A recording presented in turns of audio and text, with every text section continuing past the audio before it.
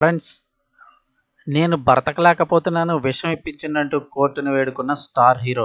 ఒకప్పుడు top hero court సంచలన తీర్పు. అసలు ఏం జరిగింది, ఏంటి వివరాలు తెలుసుకుందాం. వీడియో పూర్తిగా చూడండి, అలాగే తప్పకుండా లైక్ చేయండి. మరిన్ని అప్డేట్స్ కోసం ఛానల్ని సబ్స్క్రైబ్ చేసుకోండి. ఇక వివరాల్లోకి అయితే వెళ్ళిపోదాము. నాకు విషం ఇవ్వండి బ్రతకలేకపోతున్నానంటూ వేడుకున్న స్టార్ హీరో ఎవరో ఈ పాటికి మీకు ఐడియా వచ్చే ఉంటుంది. ఒకప్పుడు టాప్ హీరో దర్శన్. అసలు ఏం జరిగింది చూస్తే కనుక, చిత్ర పరిశ్రమలోనే కాకుండా కర్ణాటక రాష్ట్ర వ్యాప్తంగా కూడా రేణుకాస్వామి హత్య కేసు సంచలనంగా మారిన విషయం తెలిసిందే.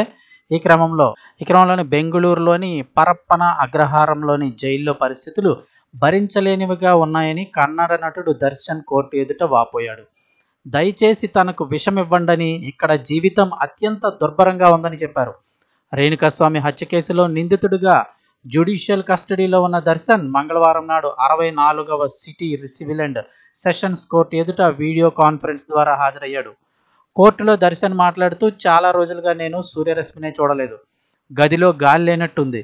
వేసుకున్న బట్టలు కూడా దుర్వాసన వస్తున్నాయి. గదిలో ఫంగస్ తీవ్రత భయపెడుతోంది.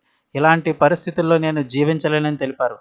దీనిపై స్పందించిన న్యాయమూర్తి, అలాంటివి చేయడం కుదరదు, అది సాధ్యం కాదంటూ స్పష్టం చేశారు.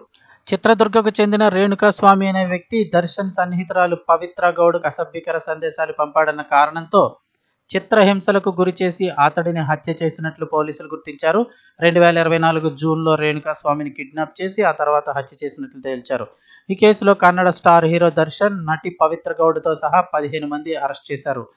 నిందితులు రేణుకాస్వామిని అత్యంత పాశవికంగా కొట్టినట్లు పోస్ట్ మార్టం నివేదికలో తేలింది. ఈ కేసులోనే అరెస్ట్ అయిన దర్శన్ కొన్ని నెలల పాటు జైల్లోనే ఉన్నారు. తీవ్రమైన వెన్నునొప్పితో బాధపడుతున్నా అంటూ బెయిల్ కోసం కర్ణాటక హైకోర్టును కోరడంతో బెయిల్ మంజూరు చేసింది. అయితే రాష్ట్ర ప్రభుత్వం దీన్ని సవాల్ చేయగా సుప్రీంకోర్టు 2025 ఆగస్టు 14న బెయిల్ రద్దు చేసింది. బేబీ పార్థివాలా, ఆర్ మహాదేవన్ల గారితో కూడినటువంటి ధర్మాసనం దర్శన్ బెయిల్పై బయట ఉంటే సాక్షులను ప్రభావితం చేసే అవకాశం ఉంది, అతను సెలబ్రిటీ కావడం వల్ల విచారణపై కూడా ప్రభావం చూపవచ్చని వ్యాఖ్యానించింది.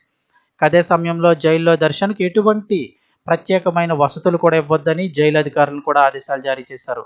దీంతో అతన్ని తిరిగి అరెస్ట్ చేసి పరప్పన అగ్రహారం జైలుకు అయితే తరలించారు. అయితే వీడియో కాన్ఫరెన్స్లో దర్శన్ తనకు బెడ్, పరుపు వంటి కనీస సౌకర్యాలు ఇవ్వాలని కోర్టును అభ్యర్థించారు. అలాగే తనను బళ్ళారి జైలుకు తరలించవద్దని కూడా కోరాడు. ఇప్పటికీ ఆరోగ్యం క్షీణిస్తోందని, చేతులపై ఫంగస్ పెరిగిందని కోర్టు దృష్టికి తీసుకువచ్చాడు.